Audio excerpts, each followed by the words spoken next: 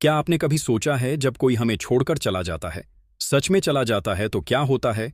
उसकी आत्मा के साथ क्या वह बस खत्म हो जाती है या फिर कोई यात्रा शुरू होती है जो हमसे भी ज्यादा असली है? भारत की पुरातन परंपरा और परमहंस योगानंद जैसे आत्मज्ञानी योगियों ने बताया है कि अंतिम संस्कार के बाद की 13 रातें एक रहस्यमयी अदृश्य यात्रा होती है। यह वह समय होता है जब आत्मा निर्णय करती है, विश्राम, भटकाव या पुनर्जन्म। लेकिन यह निर्णय कैसे होता है? क्या आत्मा हमें देख रही होती है? क्या वह हमें कुछ कहना चाहती है? और सबसे बड़ा सवाल, क्या वह वापस लौटती है?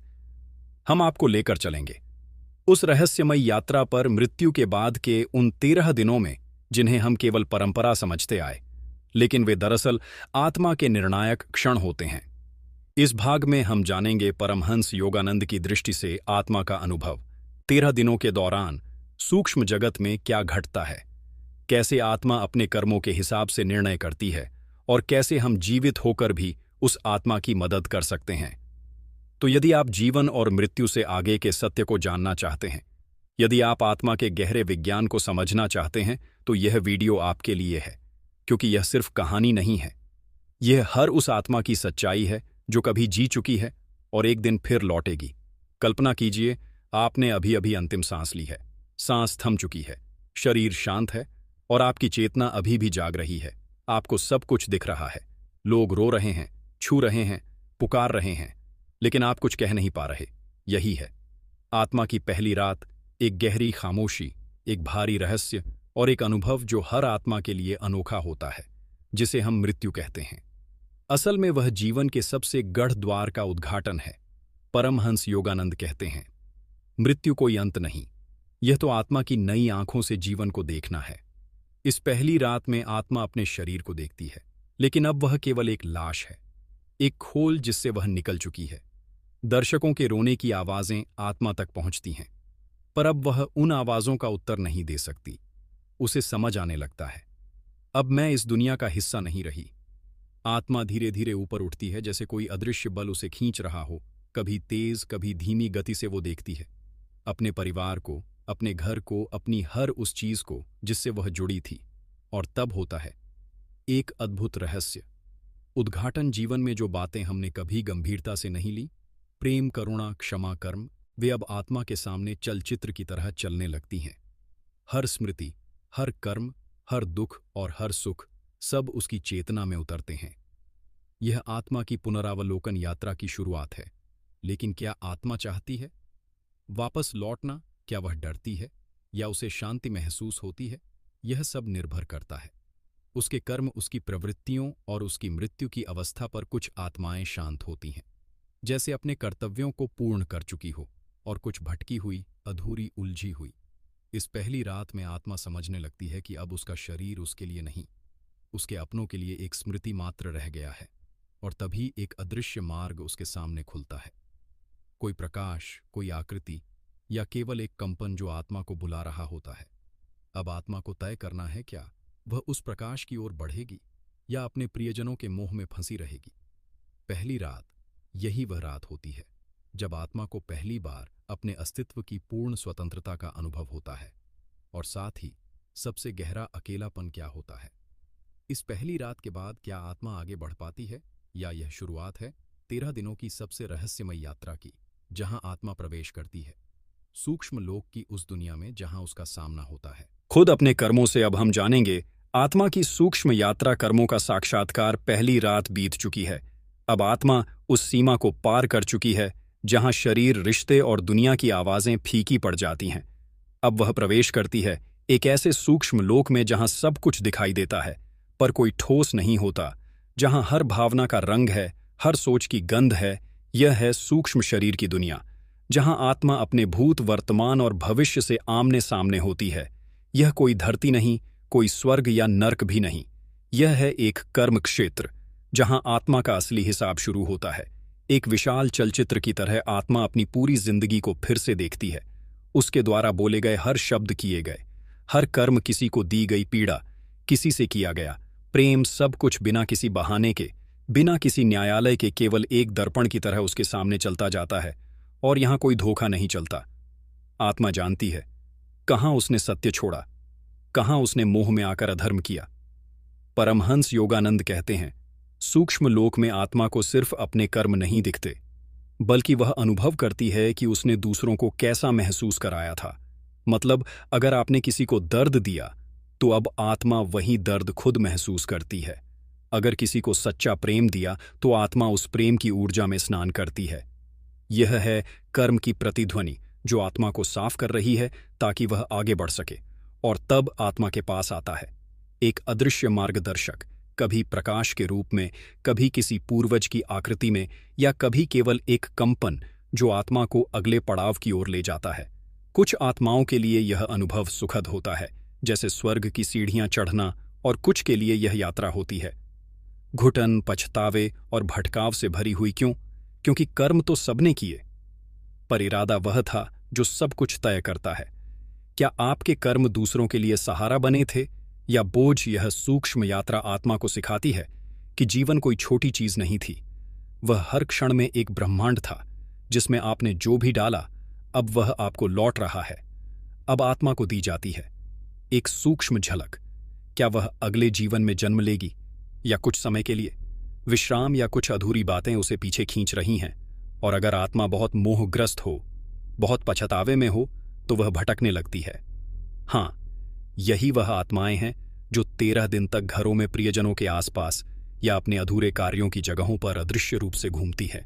वे कभी कभी संकेत देती हैं, सपनों में, गंधों में या भावों में, लेकिन वे बंधी रहती हैं अपने भावनात्मक राणों में।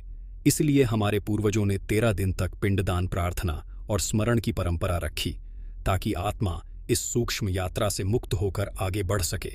अब आत्मा के सामने है एक निर्णायक मोड़। क्या वह मोह में बंधेगी या अपने कर्मों को स्वीकार कर अगले पड़ाव की ओर बढ़ेगी? यह है आत्मा की सूक्ष्म यात्रा का मध्य बिंदु।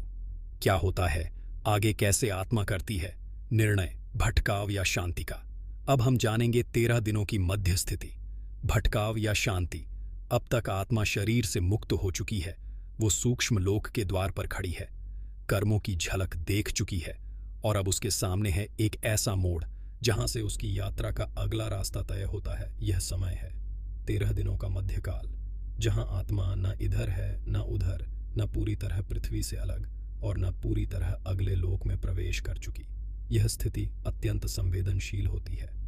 आत्मा अब भी अपने घर, परिवार, रिश्तेदारों और अधूरे सपनों से जुड़ी हुई होती है। कई बार आत्मा अपने प्रियजनों को पुकारती है, पर कोई सुन नहीं पाता, उपास होकर भी अदृश्य है। इसी अवस्था में आत्मा अनुभव करती मोह, संलग्नता, पछतावा और कभी कभी क्रोध।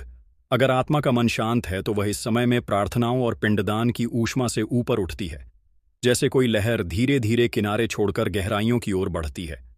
पर अगर आत्मा भारी है किसी दुख से, अधूरी इच्छाओं से, या जीवन में किसी अपूर्ण कर्म से, तो वह भटकने लगती है। इसीलिए इस काल को कहा जाता है मध्य भ्रमण की अवस्था। यहां आत्मा को कई अनुभव हो सकते हैं। वह अपने अंतिम संस्कार को देख सकती है, किसी विशेष व्यक्ति के पास बार बार जा सकती है। कुछ आत्माएं अपने प्रिय स्थानों पर लौट जाती हैं, जैसे मंदिर, बचपन का घर, नदी का घाट पर। यह सब सिर्फ देखने और महसूस करने तक सीमित है। वह छू नहीं सकती, बोल नहीं सकती, सिर्फ जागृति की अवस्था में प्रतीक्षा कर सकती है। लेकिन यह स्थिति बहुत नाजुक होती है, क्योंकि अगर आत्मा इस अवस्था में ज्यादा देर तक अटकी रही तो वह स्थायी रूप से इस लोक और परलोक के बीच भटक सकती है। यही वह आत्माएं होती हैं जिन्हें हम अक्सर प्रेत, भटकती आत्माएं या अशांत रूहें कहते हैं। पर यह कोई दंड नहीं है, यह केवल मोह का परिणाम है। आत्मा ने स्वयं छोड़ा नहीं, यह कोई उसे जाने नहीं दे रहा। इसीलिए हमारे शास्त्रों में 13 दिनों तक विशेष कर्मकांड, श्राद्ध मंत्रों, उच्चारण और दीपदान की परंपरा बनाई गई है। यह सब केवल रिवाज नहीं, बल्कि आत्मा के लिए ऊर्जा का सेतु है। जब कोई उसे प्रेम पूर्वक विदा करता है, जाओ तुम मुक्त हो, तो आत्मा को मार्ग मिल जाता है। पर जब कोई पकड़े रखता है, तुम्हारे बिना नहीं रह सकता, तुम मुझे छोड़ नहीं सकते, तो आत्मा बंध जाती है, और इसी से होता है भटकाव। अब आत्मा के सामने एक परीक्षा आती है। वह चाहती है जुड़ाव, लेकिन उसे आगे बढ़ना भी है। कई आत्माएं यहां साहस जुटाती हैं और प्रकाश की ओर प्रस्थान करती हैं, और कुछ उस मोह के घेरे में लौट जाती है। परमहंस योगानंद ने कहा था, मृत्यु के बाद आत्मा केवल कर्मों से नहीं, बल्कि इच्छाओं से बंधी होती है। इसलिए इस समय हमारा कर्तव्य है प्रार्थना करना, प्रेम पूर्वक उन्हें मुक्त करना। 13 दिन बीतते हैं और आत्मा अब तय करती है क्या वह आगे जन्म लेगी या कुछ समय सूक्ष्म लोक में रहेगी, या वह मोह में अटक कर पुनः भटकती आत्मा बन जाएगी। ये चुनाव उसका है, पर उसकी राह में हम दीप बन सकते हैं। तो क्या आत्मा आगे बढ़ती है? क्या उसे मिलता है जन्म का नया द्वार, या वह स्वयं ही तय करती है अपने भविष्य का रास्ता? जानिए, अगले भाग में अब हम जानेंगे आत्मा और पुनर्जन्म, नया जीवन या विश्राम। आत्मा और पुनर्जन्म, नया जीवन या विश्राम। यह भाग आत्मा की उस निर्णायक घड़ी को दर्शाता है जब वह तय करती है क्या फिर से जन्म लेना है या थोड़ी देर के लिए ब्रह्मांड की गोद में विश्राम। 13 दिन, 13 गहन रात्रियां, 13 अवसर आत्मा के लिए समझने, स्वीकार करने और आगे बढ़ने के लिए। अब आत्मा खड़ी है उस चौराहे पर जहां 2 रास्ते हैं, एक पुनर्जन्म का, दूसरा अल्पकालिक विश्राम का, और कभी कभी तीसरा भी जहां आत्मा विलीन हो जाती है ब्रह्मांडीय चेतना में। पर यह दुर्लभ है, बहुत दुर्लभ। अब तक आत्मा ने अपने कर्म देखे हैं, अपने मोह, अपने प्रेम और अपने अपराध सबका गहराई से अनुभव कर लिया है। अब आता है निर्णय का क्षण। क्या आत्मा फिर से जन्म लेगी, जैसे कोई बीज फिर से मिट्टी में जाने को तैयार हो ताकि एक नया वृक्ष उगे, या वह थक गई है, चक्र के इस सिलसिले से और थोड़ी देर रुकना चाहती है? सूक्ष्म लोक के शांत तल में यहीं पर होता है एक दिव्य संवाद। आत्मा और ब्रह्मांडीय चेतना के बीच कोई शब्द नहीं होते, केवल कंपन होते हैं, स्पंदन, प्रकाश और एक गढ़। कुछ आत्माएं स्वयं ही कहती हैं मैं फिर जाऊंगी, मुझे सुधारना है, मुझे पूरा करना है। और कुछ आत्माएं कहती हैं बस अब नहीं, थोड़ी देर, बस विश्राम। परमहंस योगानंद ने कहा था जन्म लेना कोई दंड नहीं है, यह आत्मा की इच्छा है। पूर्णता की खोज में अगर आत्मा पुनर्जन्म का निर्णय लेती है तो वह ब्रह्मांडीय आदेश के तहत अपने कर्मों, इच्छाओं और अधूरी प्रक्रियाओं के अनुसार एक उपयुक्त गर्भ की ओर आकर्षित होने लगती है। और वह गर्भ कोई संयोग नहीं होता। हर आत्मा उस परिवार में जन्म लेती है जहां उसका कोई कर्म, आरण, कोई प्रेम या कोई सीख बाकी हो।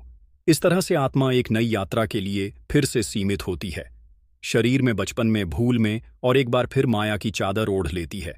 पर जिन आत्माओं को विश्राम मिलता है वे सूक्ष्म लोक में कुछ समय तक प्रकाश, संगीत, शांति और चैतन्य से युक्त अवस्था में रहती है। वे वहां आत्मचिंतन करती हैं, सीखती हैं, कभी कभी उच्च आत्माओं से संवाद करती हैं। इन्हें हम कहते हैं देव चेतना में स्थित आत्माएं या साक्षात्कार की अवस्था में विश्राम करती आत्माएं।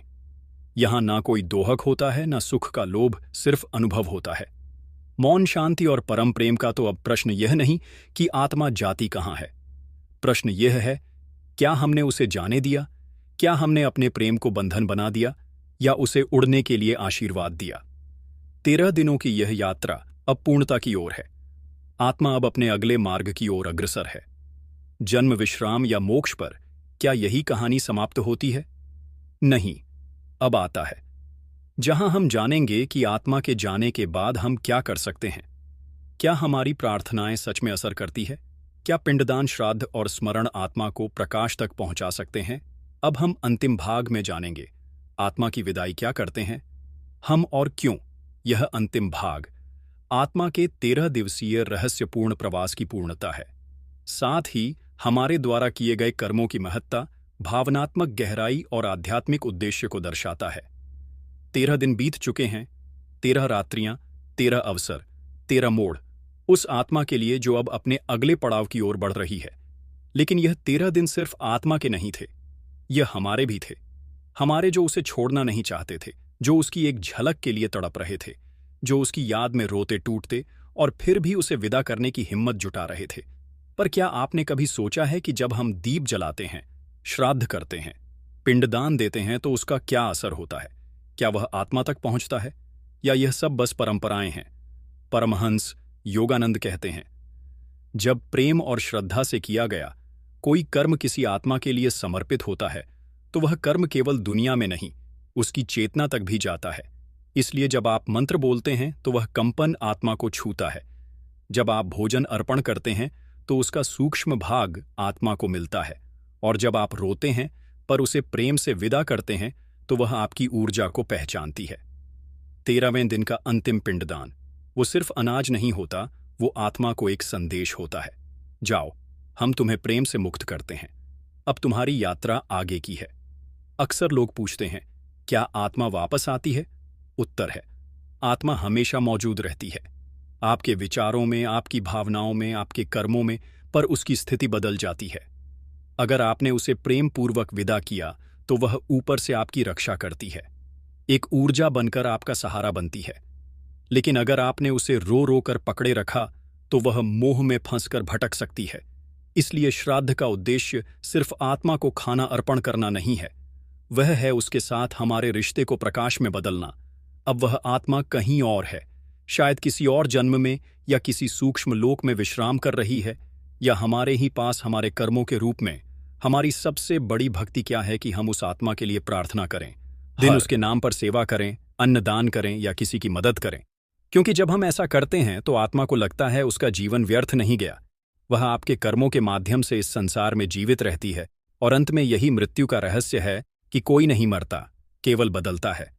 रूप अवस्था, चेतना जैसे हवा का झोंका जो दिखता नहीं पर आपको छू जाता है, जैसे धूप जो आंखों से नहीं दिखती पर आपकी आत्मा को गर्मी देती है, वैसे ही आत्मा जो एक यात्रा पर निकली है पर हमेशा आपके साथ है।